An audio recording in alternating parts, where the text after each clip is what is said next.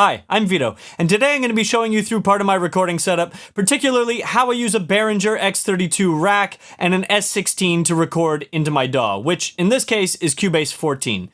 This will work with an X32 or an M32. This is how I've got it set up, including the drum room, and I'm setting audio to an additional computer I have in the studio for video and streaming. So if there's stuff that's not relevant to everyone, I'll go over it quickly, but the information will be here in case you have a similar setup to me or if you're looking to achieve something similar. Also, each DAW has their own unique but similar way to set up inputs and outputs. So while I show you in Cubase, it'll be very similar in whatever DAW you're working with. First, the hardware. The X32 Rack is the brain. It's got 16 built-in XLR inputs, 8 XLR outputs, 6 aux ins, and 6 aux outs. To hit that 32 channel count, I'm connecting the Behringer S16 stage box in my ISO booth, which gives me the additional 16 inputs. These two connect over AES-50 using a shielded Cat5e or Cat6 cable with EtherCON connectors on either side. It's really important that it's shielded so you don't get any interference in your line, and it's definitely convenient to get this sort of I/O over a single cable this thin when passing through a 12-inch thick wall between my control room and ISO booth. It's also great if you have to travel a distance for the additional inputs. The X32 is connected to my network using a network switch, which I've got an access point attached to. Sometimes I'll set up my tablet to control the mixer. If you've seen in my other videos, you'll know that I love Mixing Station, but the reality is that here in the studio, I'm often just using the controls on the front panel of the X32 Rack because I'm monitoring the DAW and I'm only recording off the gain. So it's only 1 or 2 knobs to just jump to the channel I need and turn up the gain, or I'll use the X32 edit software on my PC. If I'm doing direct monitoring or anything more involved than that, I'll use my tablet. For the purpose of today's demonstration, we're going to download and install the X32 edit software, but you can also use your tablet or the controls on the front of your X32 or M32. At a bare minimum for this setup, you'll need an X32 or M32, a computer, and a USB cable. So let's set it up. First, we'll power up the X32 and the S16. Then we'll connect the EtherCON if you've got a stage box. Plug in the USB from the USB interface area, not the remote control area that doesn't send audio. We'll plug that into the computer. And optionally, you can plug it into your network, either a wireless router, an access point, or if you have it in a switch with an access point, which is what I have, but this is not necessary. This is just optional for remote access with a mobile device.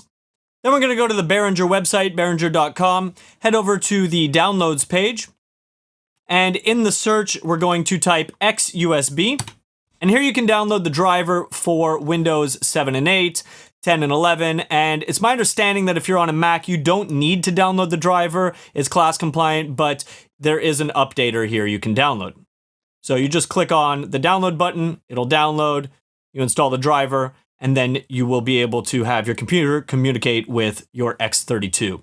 I already have it installed, so I'm not going to be doing that. And then in the search up top, you're going to type in X32, hit enter, and you're going to see all the available X32 edit downloads for whatever system you're on. So I'm on a PC, so you would click here to download. There's no installer for the X32 edit. All you need to do is unzip the folder and you can open up the software right away. So the first thing we'll do is go to the cog in the top right, the setup. And under the connection tab, we can see that we are connected here. We can set the mixer's name at the bottom. You just type in a name there, hit rename mixer.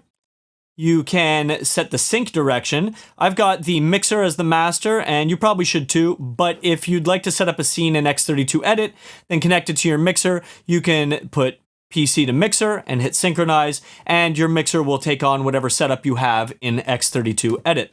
I like having the mixer as the master because I don't always use X32 Edit, and I sometimes make modifications on the X32 itself, so I want the X32 Edit software to take on whatever modifications I've made on the actual mixer. Up top here, I've got it checked off to auto connect and auto sync, so anytime I boot up my computer, that happens. Let's hop over to the mixer tab. This is where you can set your sample rate. I'm using 48,000 Hertz. And then over in the card tab, you're going to want to set it to 32 in, 32 out as the configuration. Let's close this. and open up the routing, which is the little arrows in the top right. First, we'll decide where the mixer inputs actually come from. I'm set up with my first 16 channels here in the control room, and then 17 to 32 come from my S16 in the ISO booth. So you can see here in the inputs tab that channels 1 through 8 and 9 through 16 are coming from local 1 to 8 and 9 to 16. Local being the back of the X32 itself. Channels 17 to 24 and channels 25 to 32 are coming from AES50A 1 to 8 and 9 to 16 respectively. That's my S16 stage box connected to AES50A. And you can see that that's properly connected here at the bottom under connected devices, right there. The S16 stage box itself is configured in mode 1, meaning inputs 1 to 8 are going to be recognized as AES50A 1 to 8, and XLR outputs 1 to 8 will also be recognized as AES50A out 1 to 8. So it's all 1 to 1. This is the default. And since this isn't the focus of the video, I'll just suggest that if you're struggling with a stage box of your own, read the manual. Always read the manual. All right, back to the software. If you want to play back 32 channels for whatever reason, maybe a virtual sound check, or you want to run multi-tracks through another board, you can click play here and set channels 1 to 32 as card 1 to 32. And that means that your inputs on your X32 or M32 will actually come from card 1 to 32. It'll actually be your computer outputting 32 channels. I never use it, but it's worth knowing. So we will just jump back to record here. All right, this next part is super important. It's how we're going to send the computer's output, the card, to your mixer. So if you've got spare inputs you're not using, you can send your card through channels by routing it at the top. You could say card 1 through 8 can go to channels 1 through 8, and then your computer's output will come through those inputs on your mixer. However, I'm using all these inputs, and I don't really want to eat up inputs for my computer's return, so I would recommend you use this Aux in Remap dropdown, where you can set it to card 1, 2, and your computer's output will go to aux 1, 2 in your mixer, which you can then just turn up to here, or you can route it wherever you need to route it. I'm using 2 stereo outputs from my computer, so I've got it set to card 1 to 4. Which sends a stereo mix to aux 1 and 2, and a second stereo mix to aux 3 and 4. I'll show you what I'm doing there once we get to it in Cubase, but basically the first is my monitors and headphones, and the second goes to a vMix PC that I have that doesn't receive the metronome or my reference tracks, so we can send audio to a stream. The next tab, the AES50 tab, is only if you have a stage box connected, but you can see here across the top that I'm sending outputs 1 through 16 to AES50A 1 through 16, which is my S16. The card area, the next tab, can be a little bit confusing because of the terminology. These are what your card is outputting to your computer. So it's what's made available as inputs in your DAW.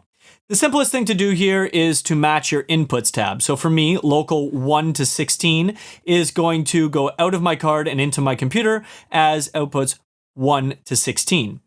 And then 1 to 16 from AES50A, which is my S16 stage box, is going out of my card as 17 to 32. The recording will tap right after the gain, meaning it's completely unaffected by any processing. No gate, EQ, compressor, or fader, just the gain.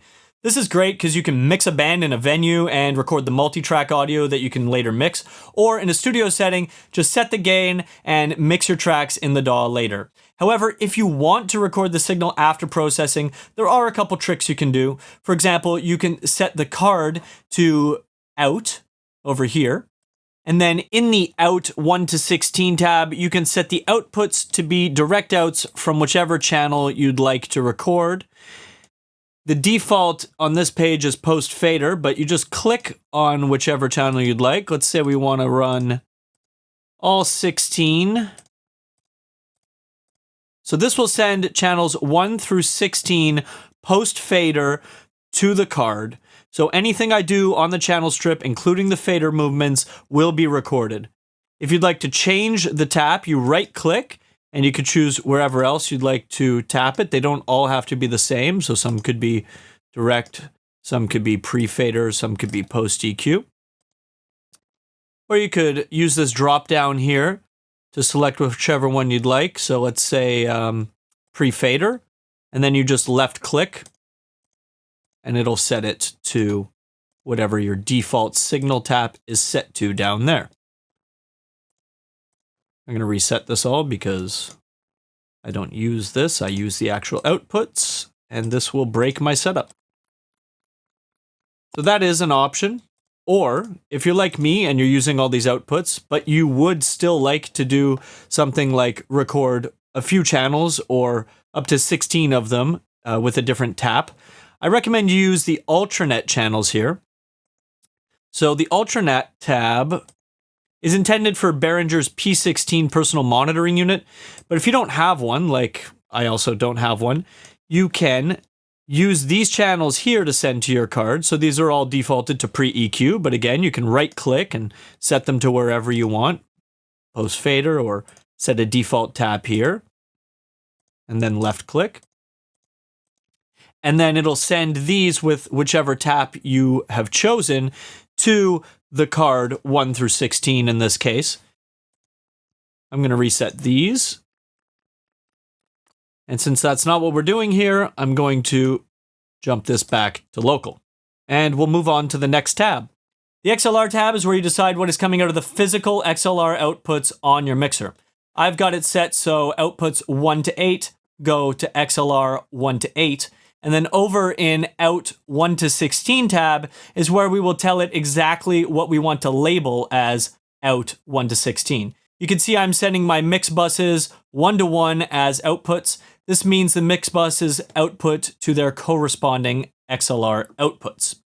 These 4 are my 2 headphone mixes, which mostly just have the computer return along with a talkback in the room to communicate between control room and ISO booth, and we send the channels directly if we want direct monitoring. I do that in the X32.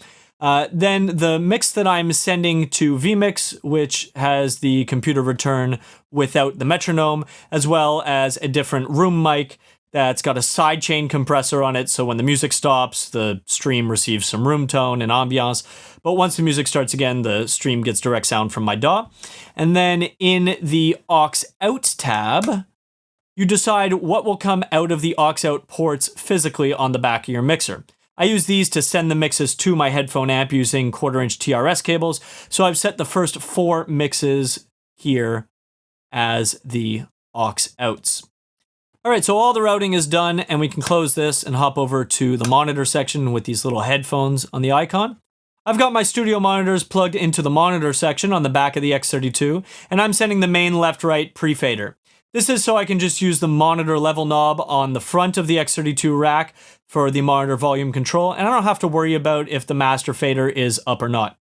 Under the Talkback A tab, I've got my Talkback mic set up, which is sending to mixes 1 to 4. These are all going to my headphone amp, and it's set to external because I'm using this switched microphone plugged into the back of the console. I've also got it set to latch, so if we're all in headphones and I need to speak to the musicians, I don't need to hold the button, I just press it down, we can talk, and then once we're done discussing whatever it is, I just press it again and turn it off. So that's it for the settings here, and I will show you what the channels look like. As I mentioned earlier, channels 1 through 16 are here in my control room. They're all around the room, so they're not named in the X32, but whatever we plug in, I just name it in Cubase, and it's identified as the number in the X32. Channel 16 is the room mic, which goes to the stream whenever music isn't playing from the DAW. Channels 17 through 32 are coming from my ISO booth, coming from the S16, and they're all named because they remain the same pretty much all the time for the drums, unless we're doing vocals in there or something else, in which case I usually use 31 or 32. Over on the left, we can jump to the Aux tab, and we can see that I have Aux 1 and 2 is the return from my computer, which we set from card 1 and 2 earlier. I'm sending it to mix 1 and 2 because I'm sending that to my headphone amp. And then I've got Aux 3 and 4 coming from card 3 and 4, which is a cue from Cubase without a click. And that's turned all the way down because I don't want double the return from the computer. and I'm sending that to another mix, which is also going to my headphone amp as a second mix, and I'm sending it to my vMix PC.